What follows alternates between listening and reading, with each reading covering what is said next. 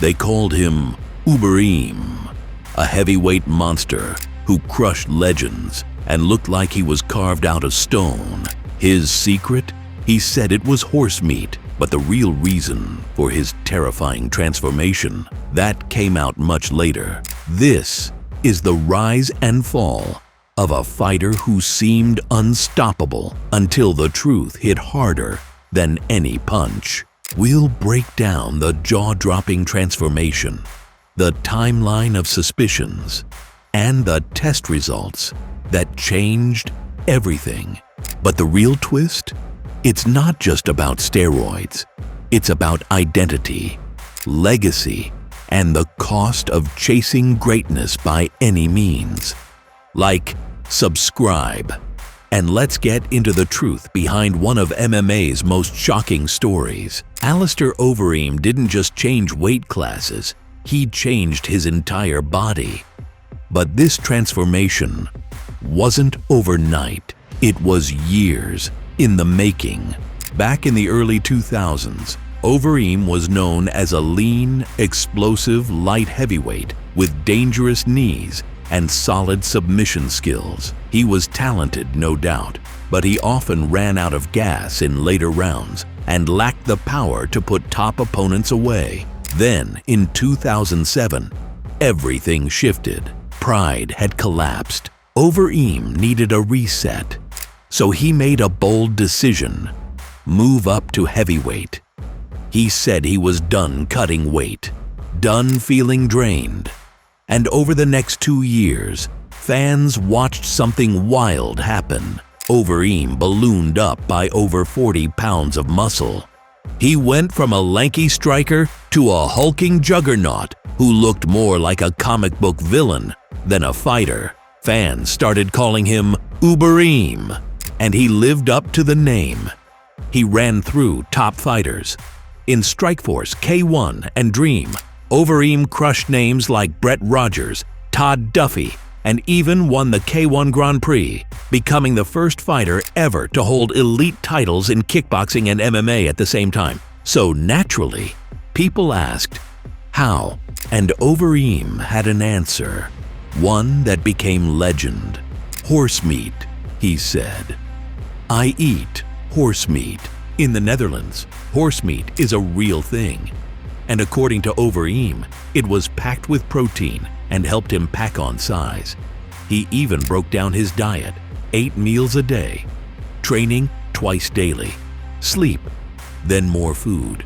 He wasn't shy about how much he was eating. And with a strong family history of big builds, he claimed it was genetics plus nutrition. But fans and fighters weren't buying it. Joe Rogan said there was no chance. Overeem was natural. Many fighters who had seen him back when he was 205 pounds couldn't believe their eyes when they saw him in 2010. His jawline, traps, and sheer size looked chemically enhanced. And when random drug testing became stricter, people started connecting the dots.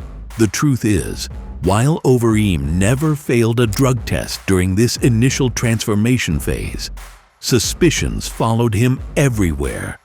And when he did eventually fail a test in 2012, it seemed to confirm what many had long believed. Ubereem wasn't just horse meat and good genes.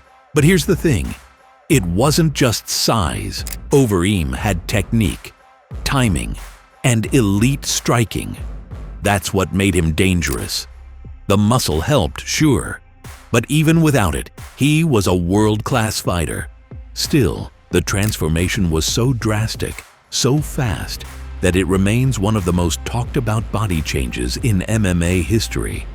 And while Overeem credits food and training, the full story, as always, is more complicated. His rise was epic, but it came at a cost. And that's where the next part of the story begins. Because when the testing got tighter, the monster started to shrink.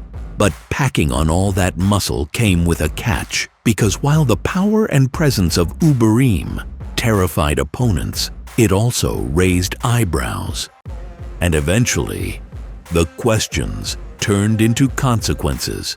In 2012, just months after his thunderous UFC debut against Brock Lesnar, Overeem was scheduled to fight for the heavyweight title. But something happened that changed everything. A pre-fight drug test flagged him with a testosterone to epitestosterone ratio of 14:1. That's more than double the legal limit.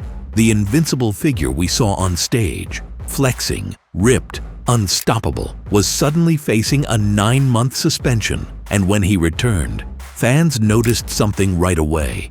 He looked different. Gone was the 260-pound powerhouse. Overeem's frame was noticeably slimmer, his jawline softer, his muscles less inflated, and his fighting style? It changed too. He became more cautious, less aggressive, not the same wrecking ball that tore through the K1 circuit or Dreams heavyweights. So the next big question is, why did his body suddenly shrink? And what did failed drug tests have to do with it? It wasn't just age. It wasn't just cutting weight.